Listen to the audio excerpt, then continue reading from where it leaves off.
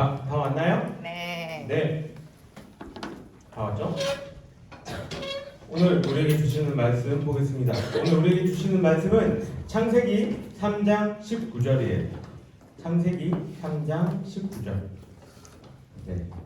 창세기 어디 있죠? 어디 있어요? 어디 있어? 창세기 어디예요? 그냥 창세기 찾는데 이렇게 오래 걸리면 안 되는데? 창세기 3장인데 창세기 3장 19절 다 찾았나요? 네. 네. 창세기 3장 19절 말씀 우리 큰 목소리로 함께 읽어보도록 하겠습니다. 창세기 3장 19절 말씀 됐죠? 큰 목소리로 읽겠습니다. 시작! 내가 흙으로 돌아갈 때까지 얼굴에 땀을 흘려야 먹을 것을 먹으리니 내가 그것에서 시험을 입었습니다. 너는 흙이니 흙으로 돌아갈 것이라 하시니라. 아멘. 잘 지냈어요? 네. 아니 왜 이래? 날씨가 꿉꿉해가지고 너희 기분도 꿉꿉한 거야? 아니야 그러지 마. 밑에 가면 맛있는 게 있단다 얘들아. 설교 최대한 빨리 끝내야지. 그 맛있는 거를 니들 조금이라도 더 먹지 않겠니? 떡볶이와 탕후루와 또 뭐 있었지? 삼각김밥하고 손톱 왜? 네. 어쨌든 맛있는 것들이 있으니까. 그래도 내일 학교 안 가잖아요. 내일 학교 가는 사람 없죠? 학원은 뭐 그냥 거기까지는 내가 뭐라고 못하겠다. 나 학교 다 쉬니까. 그래도 학원 가도 뭐 아침부터 가진 않잖아요, 그죠? 오후에 갈 테니까 좀 오랜만에 늦잠도 자고 행복한 휴일이 되기를 바랍니다.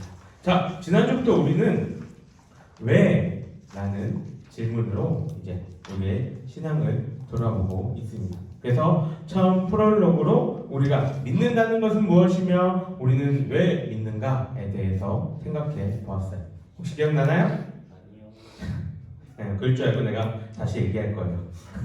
지난주에 살펴봤을 때 이렇게 얘기했어요. 우리가 살아가는 세상은 믿음을 기반으로 해서 살아간다 이야기를 했죠. 그래서 예를 든 게 뭐였어요? 통장에 이제 통장에 찍힌 숫자를 보면서 은행에 내 돈이 있을 거라는 그 믿음을 가지고 살아가고 세상에 알려주는 지식들은 내가 검증해주지 않아도 맞을 거라는 그 믿음으로 우리는 살아간다 이야기를 했습니다. 그래서 믿음이 이렇게 팽배한 이 세상 속에서 과연 무엇을 믿을지에 대해서 얘기했을 때 어차피 너희들이 믿어야 한다면 우리가 믿어야 한다면 가장 확실하고 능력이 있는 하나님을 믿자라고 이야기를 했죠. 한 주간에 여러분들의 삶 속에서 믿음과 하나님에 대해서 조금이나마 고민해 봤을 그런 시간들이었기를 바랍니다. 오늘은 지난주에 이어서 우리는 믿음을 가지고 그럼 살아가야 하는데 왜 무엇을 믿어야 하는지에 대해서 조금 더 심도 있게 생각해 보도록 하겠습니다. 오늘 우리가 살펴볼 것은 왜 예수님을 믿어야 하는가라는 점이에요. 우리 친구들 왜 예수를 믿어야 할까요? 그냥 부모가 믿으라니까 그런가 보다 하나요? 목사님이 여러분들보다 조금이나마 오래 산 입장에서 해주는 얘기 중에 내 인생에서 이렇게 영향을 끼친 몇 개의 단어들이 있어요. 그냥 이전에는 그냥 그런 단어였나 보다라고 생각하다가 어떤 한 시점에서 이게 굉장히 의미가 있는 단어들이구나 라고 여겼던 단어들이 몇 가지가 있는데 그중 하나가 이 왜라는 단어입니다. 왜? 이 단어는 무슨 뜻일까요? 왜가 무슨 뜻이에요? 정확한 국어 사전적인 의미 뭡니까? 무슨 까닭으로 또는 어째서. 그 다음에 두 번째는 어떤 사실에 대해서 확인을 요구할 때 쓰는 말이 왜라는 말입니다. 자, 이 국어 사전적인 의미는 이러한데 이 왜라는 단어를 주는 힘은 우리가 어떠한 일에 대해서 그냥 받아들일 때도 있지만 왜라는 그 물음을 계속 통해서 이유와 결과를 생각해보고 색다른 방향으로 우리의 그 일들이 진행될 수 있기에 왜라고 되묻는 것은 굉장히 의미 있고 좋은 행동이라고 생각이 됩니다. 신앙도 마찬가지예요. 그냥 여러분들에게 막연하게 믿어라고 해서 믿는다면 그 신앙은 온전히 그 믿음이 내 마음속에 뿌리내리지 못합니다. 여러분 학생이니까 알잖아요. 문제를 하나 푸는데, 수학 문제를 하나 푸는데 처음부터 끝까지 내가 고민해서 머리를 싸매가면서 열심히 풀었던 문제는 나중에 틀리지 않아요. 틀려요? 틀리면은 열심히 고르면 틀리면 아니야. 틀리면 안 돼. 근데 처음부터 내가 이걸 문제를 딱 보고 그 문제를 모르겠다 해가지고 바로 해답을 본 문제는 나중에 되면은 또 틀리게 됩니다. 내가 왜 이 문제는 이렇게 풀리지? 왜 이 공식을 쓰지? 왜 이거를 갖다가 이거를 대입했지? 라고 고민하면서 풀었던 문제는 틀리지 않아요. 이렇게 왜라는 질문은 모든 이 우리의 삶 가운데서 영향을 줄 수가 있는 겁니다. 물론 모든 걸 왜라고 질문하면서 살지는 못해요. 어른들한테 모든 거 하나하나 다 왜? 이라면 어른들이 아마 별로 안 좋아할 거예요. 네. 그러니까 어느 정도 이제 내 삶에 영향이 줄 수 있는 것 같은 그러한 일들에 대해서 왜? 라는 질문을 할 필요가 있는 것이죠. 왜 나는 대학을 가려고 하는가? 왜 나는 프로그래밍 공부를 하는가? 왜 나는 수학과 과학과 물리가 못하는가? 그런 자신에 대한 이 고민들이 되게 필요하다는 겁니다. 그런 의미에서 이 신앙에서 믿음에서도 왜? 라는 질문은 굉장히 필요한 거예요. 우리의 믿음이 필요하다는 것은 지난주에 이야기를 했습니다. 그러면 이렇게 많은 종교들 중에서 왜 기독교이고 왜 예수님이냐? 이걸 오늘 한번 생각해 보자는 거예요. 이 점을 이야기하기 위해서는 먼저 우리들의 상태를 알아야 합니다. 우리들의 어떠한 상태 가운데에 임하고 있는지. 종교라는 것은 결국은 지금 내가 있는 이 상황을 벗어나서 다른 것들을 추구하는 건데, 우리의 현재 상황, 지금 우리가 처해 있는 상황이 어떠한 것인지 알아야지 그것을 벗어날 것을 생각할 수 있다는 것이죠. 이거를 그냥 이런 종교적인 목사로서 하는 얘기가 아니라 세상 속에서 종교에서 이야기하는 것 말고 물리학자가 이야기한 걸로 한번 이야기를 해보겠습니다. 여러분 혹시 김상욱이라는 교수 알아요? 유튜브에서 봤어요. 유튜브 보는데 이분은 못 봤어요? 알뜰 신작이라는 프로 알아요? 니네들이 좋아하는 분야만 보지 말고 딴 분야의 유튜브도 한 번씩 봐봐. 유퀴즈는 안 보니? 봤어요. 왜? 재밌어요. 재밌었어요? 그래? 재밌는데? 어쨌든 유퀴즈라는 프로나 다른 이 프로들에서 나온 물리학자예요. 물리학자. 네, 물리를 가지고 그래서 이 사람이 뭐라고 얘기하냐면 자기는 모든 사물에 대해서 물리학으로 다 설명할 수 있다라고 이야기를 합니다. 그래서 귀신이 존재할 수 없는 이유에 대해서도 물리학적으로 이야기를 해요. 이 물리학자가 유퀴즈에 나와서 뭔 얘기를 했냐면 이런 얘기를 했어요.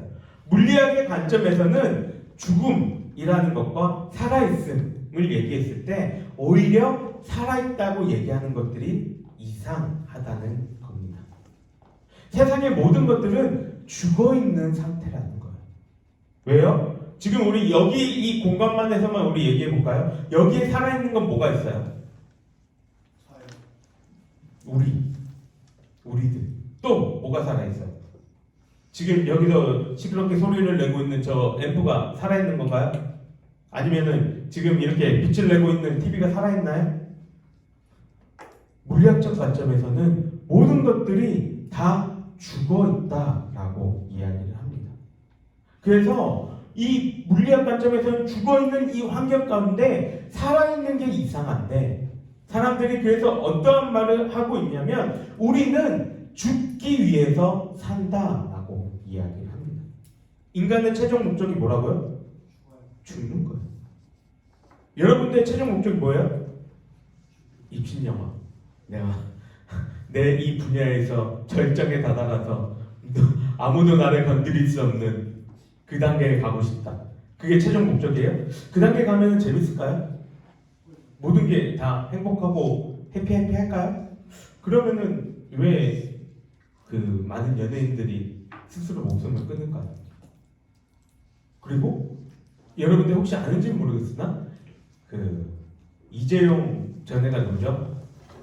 이건희 회장의 딸 또한 자살을 했거든요.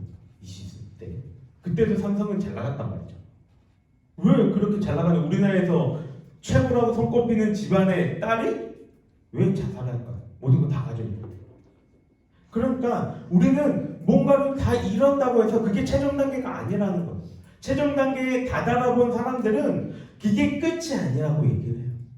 결국 그러면 이 물리학자의 관점에서 끝은 뭐라고 얘기해요? 죽음이다. 인간이나 생명을 갖고 있는 거의 최종 단계는 죽음이다. 누구나가 다 부자든 가난하든 남자든 여자든 아무런 차별 없이 모든 사람들이 공통적으로 겪는 것은 태어나고 죽는 것밖에 없다라고 이야기를 합니다. 그러면 우리 친구들 죽음은 어떻게 시작된 거예요?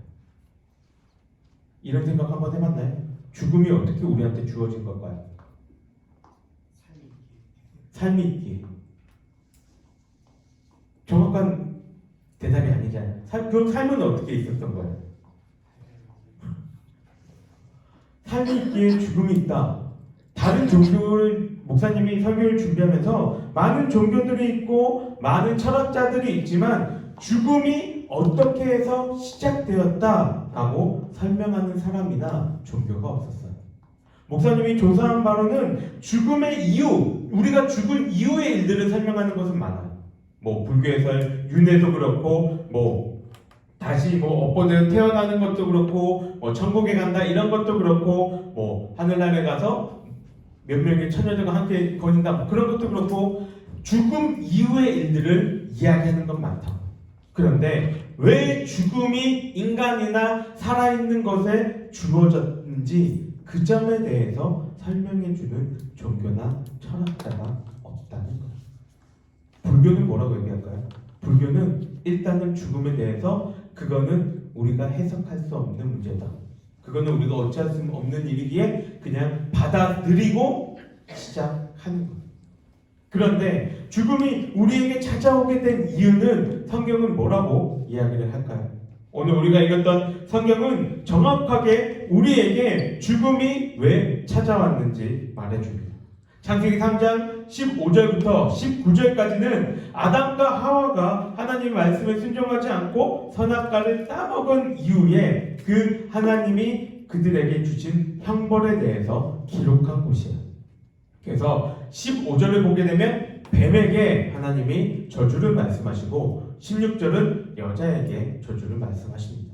그리고 17절부터 19절까지 이 세 절 속에서 하나님은 아담과 모든 인류에게 주어지는 형벌을 말씀하세요. 그 중에 뭐가 있냐면 마지막 절에 19절에 너는 흙이니 흙으로 돌아갈 것이니라. 이 말씀이 있다는 거예요. 이 말 무슨 말이에요? 아담은 죽어서 다시 흙으로 돌아가게 될 것이라는 사실을 얘기하고 있어요. 이미 하나님은 선악과에 대해서 말씀하실 때에 그것을 먹으면 죽는다라고 말씀하셨어요.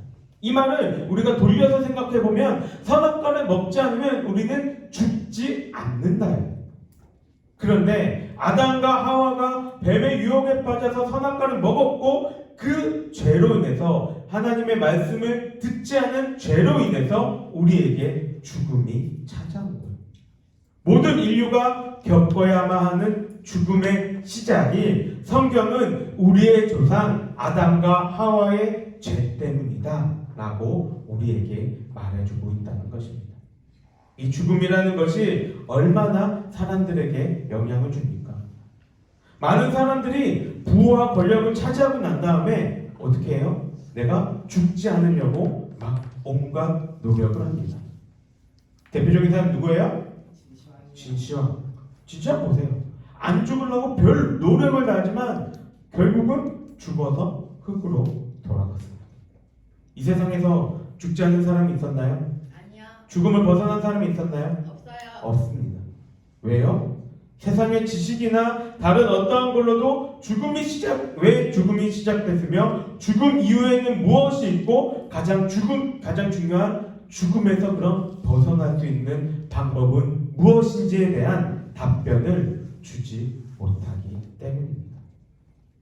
이 죽음에 대해서 성경은 어떠한 답을 이야기를 합니까? 성경 많은 곳에서 이 이야기들이 있지만 예수님이 직접 말씀하신 요한복음 5장 24절을 보겠습니다. 5장 24절 이렇게 기록되어 있어요. 내가 진실로 진실로 너희에게 이르노니 내 말을 듣고 또 나 보내신 이를 믿는 자는 영생을 얻었고 심판에 이르지 아니하나니 사망에서 생명으로 옮겼느니라. 세상에 그 누구도 풀 수 없는 숙제가 이 죽음에 관련된 건데 그 숙제를 예수님은 푸셨고 우리에게도 그 답을 알려주셨다는 것. 그리고 뭐라고 말씀하세요? 나를 믿어라. 나를 믿으면 내가 누리고 있는 그 영원한 생명 너도 누릴 수 있게 해주겠다 말씀하신다는 거예요. 우리가 많은 종교들 가운데에서 예수를 믿어야 하는 이유가 여기에 있습니다. 죽음의 시작과 끝에 대한 해답이 있기에 우리는 예수를 믿어야 해요. 죽으면 끝인가요? 죽음 이후가 끝이라면 그것이 진짜라면 왜 많은 종교들에서는 죽음 이후에 세상이 있다고 이야기를 할까요? 결국 끝이 아니라는 거. 그럼 여러분들은 이 끝이 아닌 거 그것을 어떻게 준비할 것입니까? 지금 내 눈앞에 있는 성적과 다른 문제들이 더 급해요. 죽음 이후까지 내가 생각할 여력이 없어요. 이렇게 반응할 건가요? 내일이 당연하게 주어진다는 그 믿음의 근거는 어디예요? 어제가 그랬으니 내일도 그럴 것이다. 그것인가요? 여러분 잘 기억하길 바라요. 세상에는 당연하지 않음이 우리에게 다가올 때가 있음을 기억하세요. 부모님들이 언제까지 여러분들을 곁에 언제나 그 모습 그대로 있을 수 있을까요?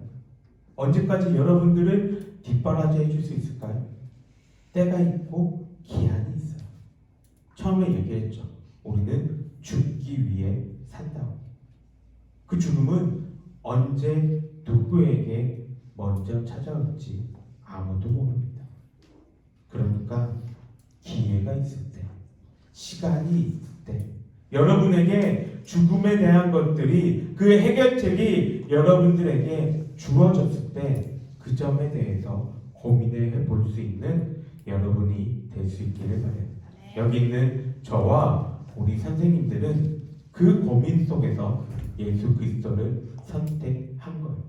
그래서 우리는 죽음이 두렵지 않습니다. 이 마음의 확신이 우리 중고등부 친구들에게도 있기를 주님의 이름으로 간절히 소망합니다. 기도하겠습니다. 사랑과 내가 충만하신 하나님 아버지 감사합니다. 오늘 창세기에서 이야기하신 그 이야기들을 통하여서 우리가 죽음의 시작과 그 죽음이라는 것과 그리고 죽음 이후의 일들에 대해서 생각해 보았습니다. 모든 인류에게 주어진 그 형벌인 죽음이라는 문제를 우리 친구들이 나와는 별개의 일로 아직은 나에게는 먼 일로 여기지 아니하고 나의 삶 속에서 이것들을 고민하고 생각해 볼 수 있는 그러한 시간이 되기를 원합니다. 하나님 아버지, 이 아이들 마음속에 주님의 은혜와 복음을 부어주시고 이 죽음에 대한 문제, 내 아이에게 두려움을 주는 이 문제들의 해결점이 과연 무엇이 있는가 고민하며 생각해 볼 수 있는 우리 친구들 되게 하여 주시옵소서. 여호와는 내게 복을 주시고 너를 지키시기를 원하며 여호와는 그 얼굴을 내게 비추사 은혜 베푸시기를 원하며 여호와는 그 얼굴을 내게로 향하여 드사 평강 주시기를 원하노라.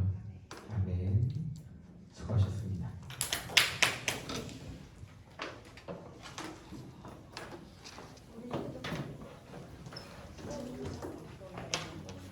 친구들 초등부실에 지금 반란시장 하면서 떡볶이 이런 거 있더라고요. 이게